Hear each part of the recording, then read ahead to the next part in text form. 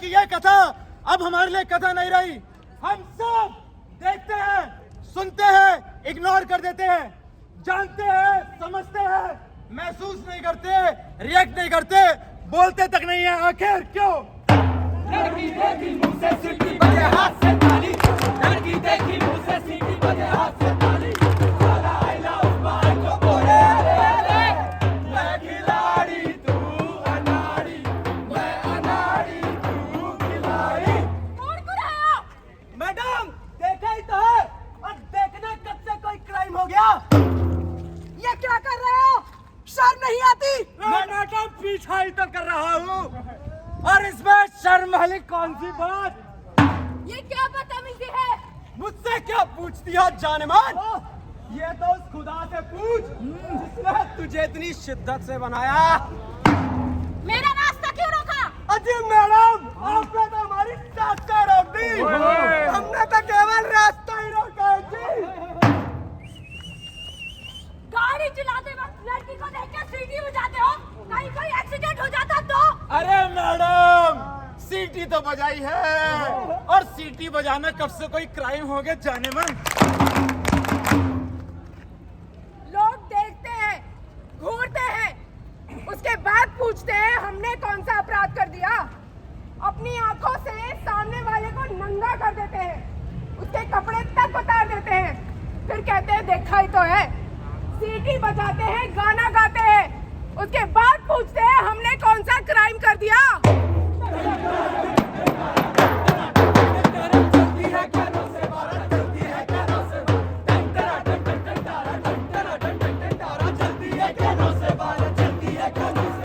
एक बार से दिल नहीं भरता, मुझे देख मुझे दोबारा।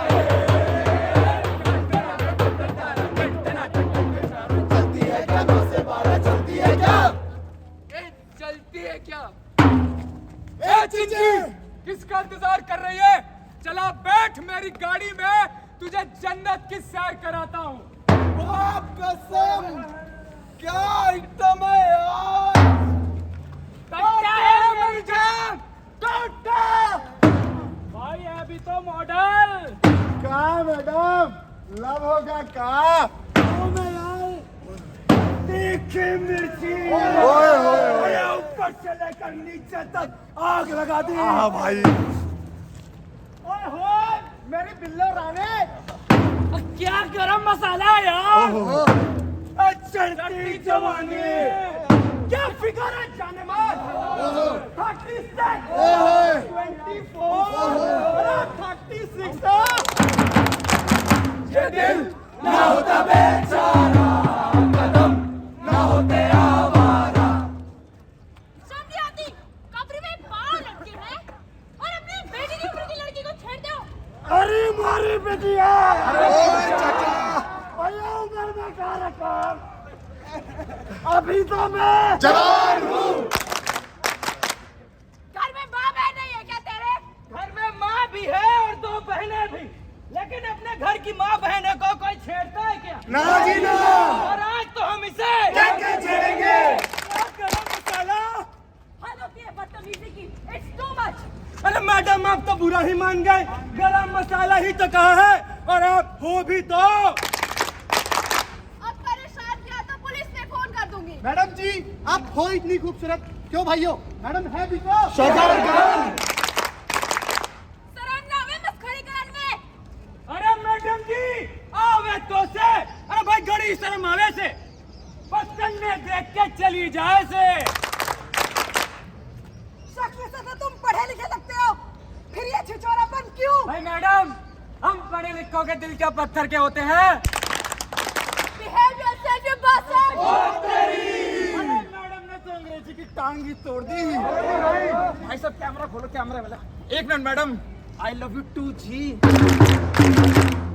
सड़क हो या ऑफिस, बस या मेट्रो, कोई स्कूल की बच्ची हो या फिर कोई औरत, हर किसी को ऐसी स्थितियों का सामना करना पड़ता है।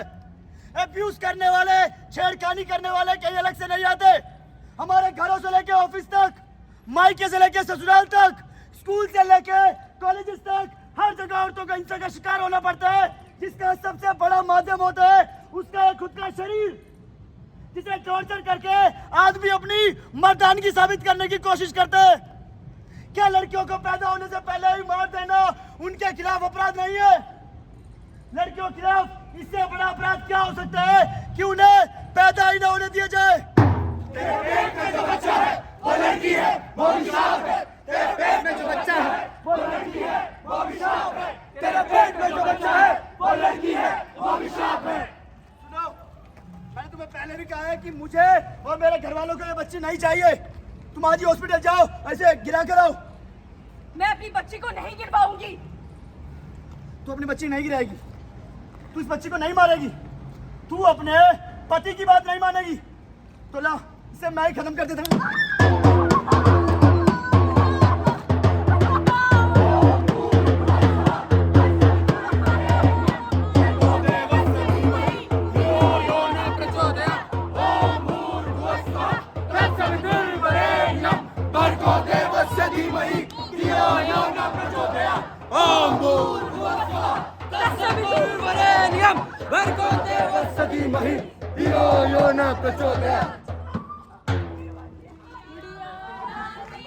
बिटिया रानी, गुड़िया रानी, बिटिया रानी, परियों की नगरी से एक दिन राजकुंवर जी आएंगे, महलों में ले जाएंगे। राजकुंवर जी आएंगे, महलों में ले जाएंगे। पापा, मैं तो दुनिया में आना चाहती थी। पापा, मैं आप लोगों का नाम रोशन करना चाहती थी। भैया, मैं आपके साथ पढ़ना चाहती थी। मैं झूलना चाहती थी। दीदी, पापा हाथ में मैं स्कूल जाना चाहती थी। मैं समाज के लिए कुछ करना चाहती थी। मैं तो बस जीना चाहती थी। भैया, मैं तो आपके साथ स्कूल जाना चाहती थी। दीदी, मैं आपके साथ खेलना चाहती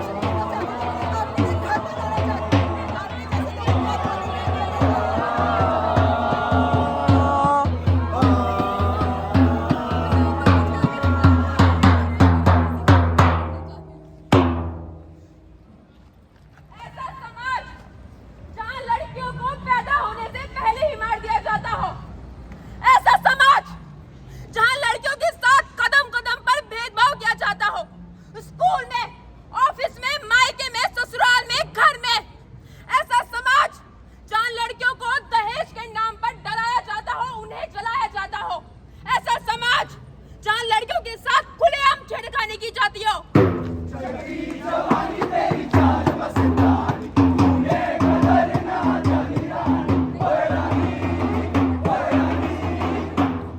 मैंने तुमसे कितनी बार कहा है मेरा पीछा मत किया करो। तो मैंने भी तो तुमसे कितनी बार कहा है ना, तुम हो ही इतनी खूबसूरत कि मुझसे नहीं रहा जाता। तुम्हें कई बार इग्नोर कर चुकी हूँ। अब शादी होने वाली है मेरी। अब परेशान की तो अपने पेरेंट्स से कह दूंगी। इतनी छोटी सी बात के लिए अपने मम्मी पापा के पास जाने की क्या जरूरत है? अच्छा, तुम्हारी शादी होने वाली है ना, तो तुम्हें और भी खूबसूरत बना देता हूँ। तुम्हारा परमानेंट मेकअप कर देता हूँ। इस तेजाब से शादी करेंगे, शादी। हमने कुछ नहीं देखा, हमने कुछ नहीं देखा, हमने कुछ नहीं देखा।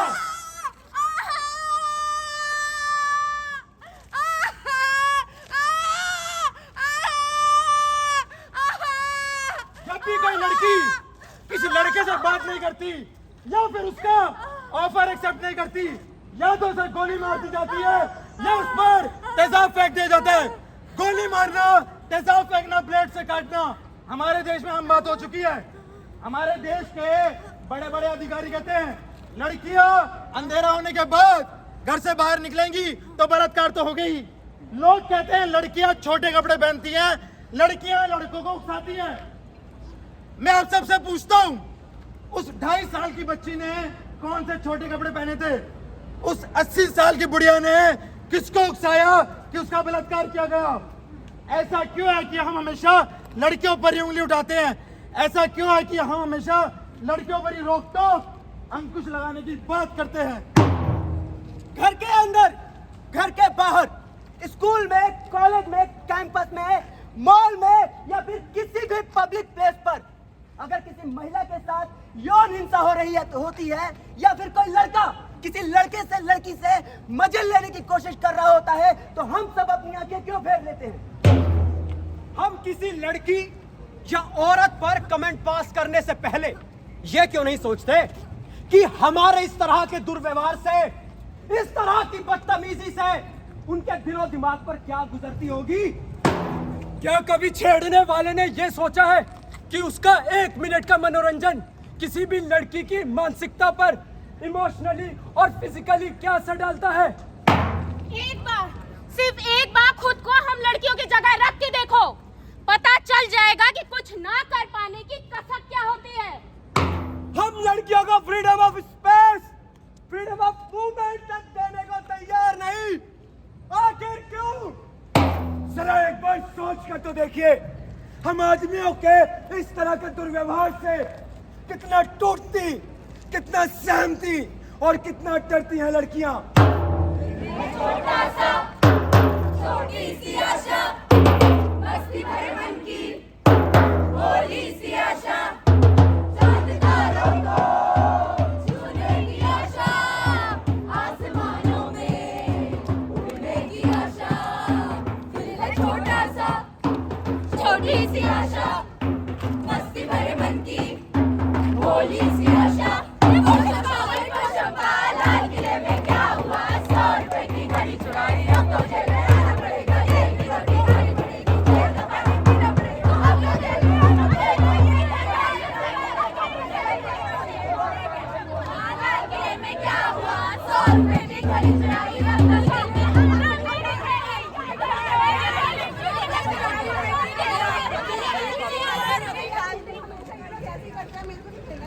ए छुटकी, तू कब से पोशंपा खेल रही है और वाह मैं खड़ा तेरा कब से इंतजार कर रहा था। ये देख मैं तेरे लिए क्या लाया। भैया चॉकलेट। तुझे चॉकलेट बहुत पसंद है ना? हाँ भैया। आज छोटी वाली लेकर आया हूँ, कल बड़े वाली लेकर आऊंगा। हाँ भैया खिलाएगा ना? भैया अपने हाथों से खिलाएगा।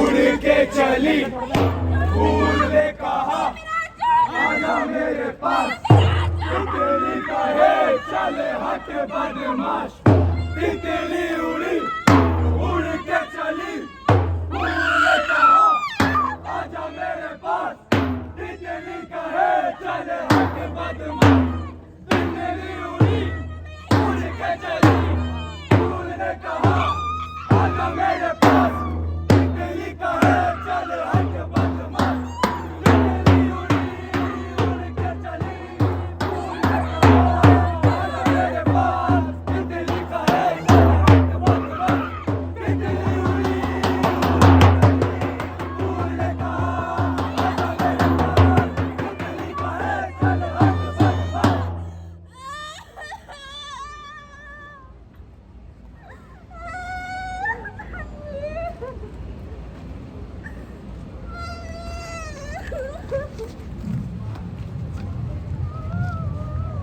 दिल्ली और एनसीआर और पूरे भारत में इस तरह की यौन हिंसा की घटनाएं रोजाना अखबारों में छपती है। हम सब पढ़ते हैं और अपने अपने कामों में लग जाते हैं और सोचते हैं कि हमारे साथ या हमारी बहन, हमारी बेटी के साथ ऐसा कुछ हो ही नहीं सकता। एक 2.5 साल की बच्ची से लेके 90 साल की औरत के साथ यौन हिंसा होती है। इन सब का जिम्मेदार कौन? पुलिस, प्रशासन, सरकार या फिर हम और आप सब? सेकेंड वर्ल्ड वॉर के दौरान की एक कविता है कि पहले वो लोग मेरे शहर में आए, लोगों को मारने लगे, मैंने कुछ नहीं कहा। फिर वो लोग मेरे मोहल्ले में आए, मैं चुप रहा। फिर वो लोग मेरी गली में आए, मैंने अपनी आंखें बंद कर ली। लेकिन जब वो लोग मेरे घर में आए और मुझे मारने लगे तब मुझे बचाने वाला कोई नहीं था। जी हाँ, मुझे बचाने वाला कोई नहीं था। हमारी चुप्पी, हमारी उदासीनता ऐसे अपराधों को बढ़ावा देती है, ऐसे अपराधियों का हौसला बुलंद करती है। जरूरत है आगे बढ़ के कुछ कहने की, आवाज उठाने की, एक्शन लेने की। अगर आपके घर, स्कूल, कॉलेज या कैंपस में किसी भी लड़की के व्यवहार में कोई बदलाव आता है तो उससे बात करें, उसे नजरअंदाज बिल्कुल ना करें। अगर आपकी बहन या दोस्त या घर के आसपास कोई भी लड़की किसी भी रिलेटिव या किसी भी पड़ोसी के बारे में कोई भी शिकायत करती है तो उसकी बात को ध्यान से सुने, उस पर विश्वास करे, ना कि उसे नजरअंदाज कर दे। फिजिकल अब्यूज करने वाले कोई प्रोफेशनल क्रिमिनल्स नहीं होते, वो कोई भी हो सकता है, आपका पड़ोसी, आपका रिश्तेदार, यहाँ तक कि खुद का आपका भाई भी। अपराध सहना और अपराध देखकर भी चुप रहना अपने आप में एक सामाजिक और कानूनी अपराध है।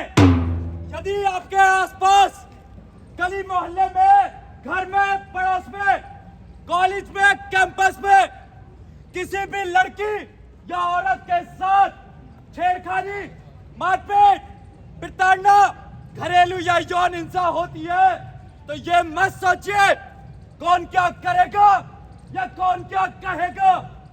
खुद आगे बढ़िए और एक्शन लीजिए। समाज के बंद दरवाजों पर एक दस्तक दें। हम अपने घरों में लड़कियों को बहुत कुछ सिखाते हैं।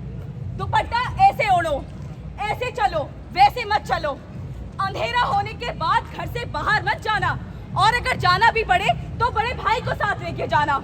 ऐसे लोगों से दोस्ती कर, वैसे लोगों से बात मत कर, ये कर, वो कर, ऐसे उठ, वैसे बैठ। हम अपने घरों में अपने बेटों को क्यों नहीं समझाते, क्यों नहीं सिखाते कि समाज में लड़की को इज्जत, सम्मान और बराबरी कैसे दी जाती है। एक नारा आप सबने सुना होगा, बेटी बचाओ, बेटी पढ़ाओ। जी हाँ, बेटी बचाओ, बेटी पढ़ाओ। पर अब हमें इस नारे से एक कदम आगे सोचने की जरूरत है। बेटी बचाओ, बेटी पढ़ाओ से कहीं ज्यादा जरूरत है अपने घरों में बेटों को समझाओ, बेटों को सिखाओ।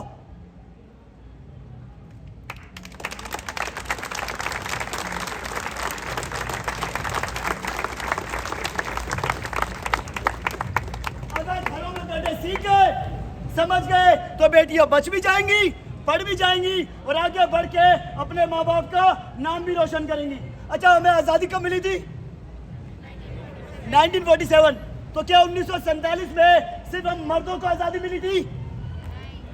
मर्द औरत दोनों को आजादी मिली थी ना। तो हम सो कॉल्ड मर्द ये कौन होते हैं औरतों को ये कहने वाले कि मैं तुझे आजादी दूंगा? हम मर्द कौन होते हैं औरतों की आजादी को नियंत्रित, उनकी आजादी को कंट्रोल करने वाले? अपनी आंखें और कान खुले रखिए और समाज में छिपे इन सफेद पोश भेड़ियों से सावधान रहिए।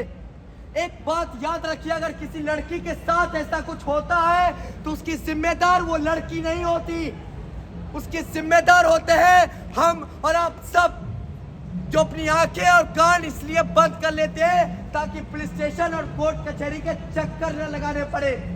नतीजा, सबूत के अभाव में अपराधी साफ बच निकलता है और इसी से उसे हौसला मिलता है ऐसे नए अपराध करने का।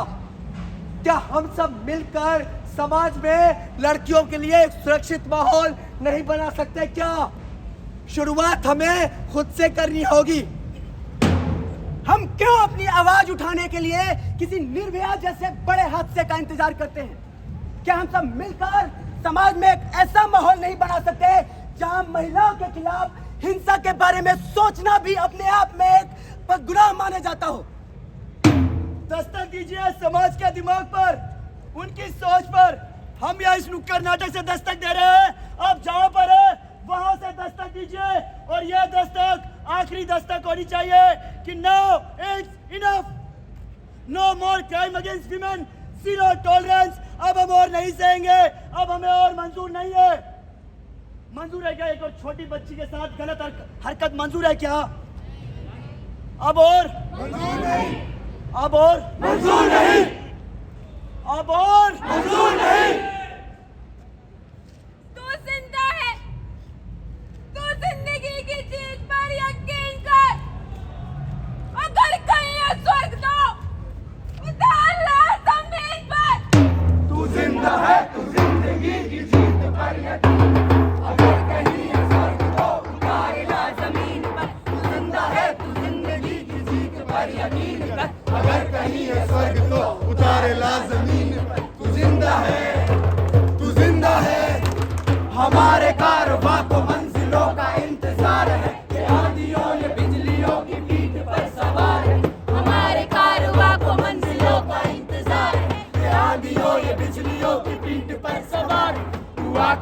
मिला के चल चलेंगे एक साथ।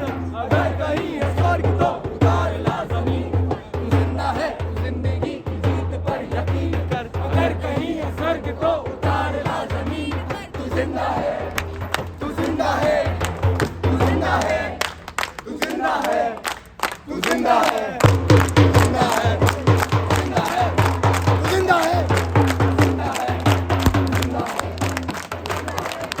जिंदा है जिंदा है जिंदा है जिंदा है जिंदा है जिंदा है।